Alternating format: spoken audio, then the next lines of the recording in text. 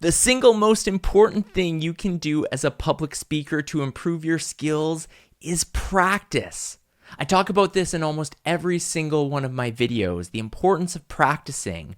But how do you practice? In this video, I'm going to give you 5 ways that you can practice your public speaking and ultimately become a more confident and impactful communicator. The first way to practice should come as a surprise to nobody because I talk about it a lot on my channel, and that is joining a local Toastmasters club. Toastmasters is the way that I became a more confident presenter, and I love the structure because once per week or once every 2 weeks, depending on how often your Toastmasters club meets, you are getting the chance to practice your skills in person with a live audience of people who are there either virtually or in person.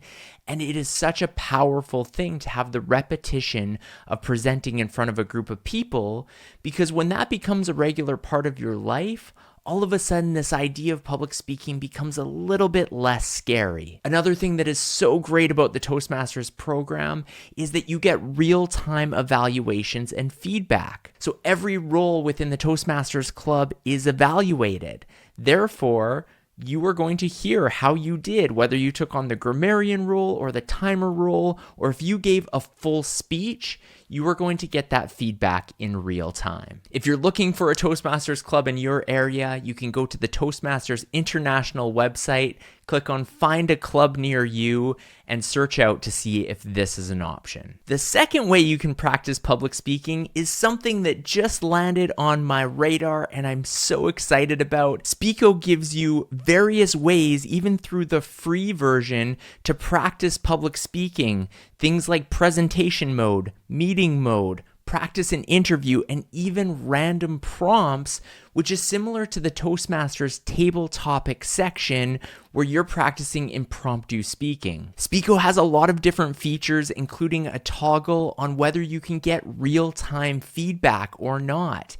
And when I started experimenting with this app, I was blown away at the positive reinforcement it gave me. The tips it gave me were really, really smart. I love this app so much that I reached out to the founder, whose name is Nico from Speeko, and we had a Zoom call, and I told him that I loved the product, and I've actually become an affiliate of theirs. So you're going to see a link down to Speeko within the show notes.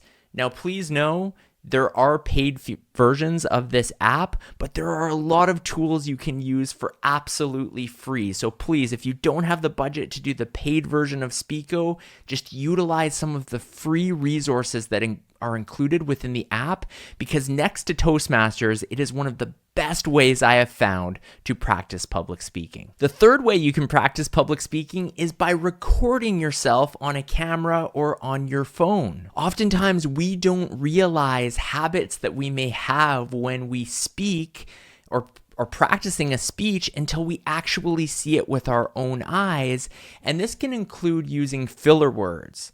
Often we have filler words such as so, and, but. There's all of these words that we inject in between sentences instead of silence, and it actually takes away from our speech. And the great thing about both Speeko and Toastmasters is it will identify what filler words you're using, but by recording yourself presenting or practicing a speech, you will be able to review that video and see what words you might be using. You may also have interesting body language habits that you don't realize. A common one is leaning on a chair or a table as you present, or having a hand in your pocket, or fidgeting with your hands or clasping them. There's all sorts of things we do when we're speaking that we may not realize.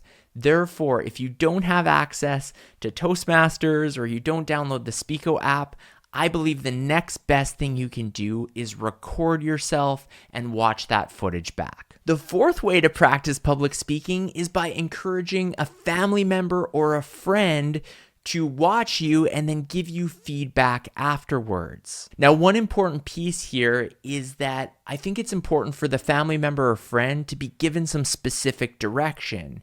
So you want to give them the context of what the speech is and tell them what you're looking for feedback on. As an example, if you're giving a speech at a wedding, you may want to give them feedback that one of your goals is to make the audience laugh. And so as they're watching your speech, really have them keeping an eye for those opportunities where you could inject a little bit more humor, or how you could make the speech even funnier or more enjoyable. I think it's also important that the family member or friend tells you what you did well, because if that individual just gives you all constructive criticism and says you need to do this better and this better and this better, it might be a little bit deflating before you give your big speech.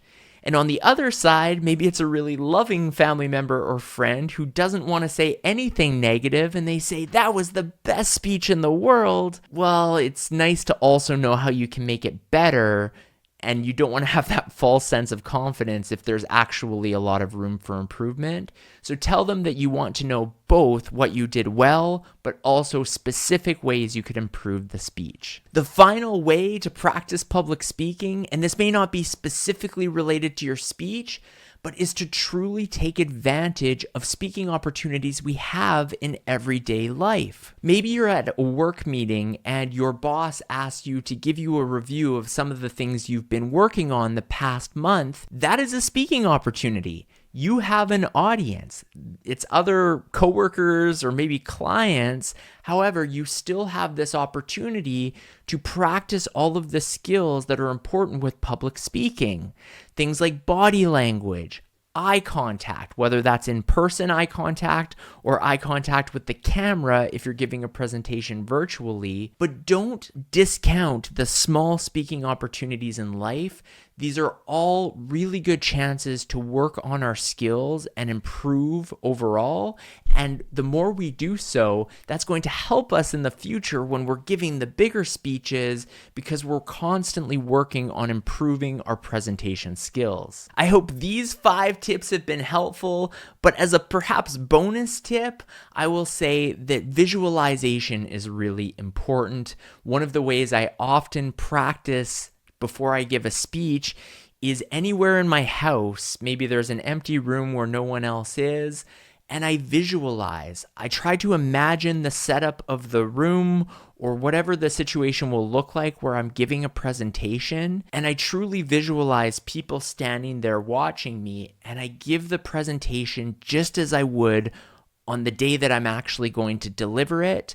I practice looking around the room. I practice eye contact. If I have slides, I project those in my laptop screen in front of me so I can glance down and then practice looking at the pretend audience. And this is something that has helped me immensely, is truly going through the process of giving that speech almost as if it was the actual thing, but visualizing that moment. And I can't express this enough. I think it's the single most important thing when it comes to public speaking, is that practice is essential. So whether you're a beginner speaker about to give your first speech or your first work presentation, or if you're an elite speaker, even a keynote speaker who delivers many speeches, I believe these tips can be beneficial to you, because we can always improve our craft when it comes to public speaking. I hope these tips and this video has been helpful for you. If so, let me know in the comments section. Also, if you haven't subscribed, please know that I will be making a lot of videos in the future, and I've already done so in the past as well, of how you can improve your public speaking skills. So ensure you subscribe and turn on those notifications. But a sincere thank you for taking the time to watch this video.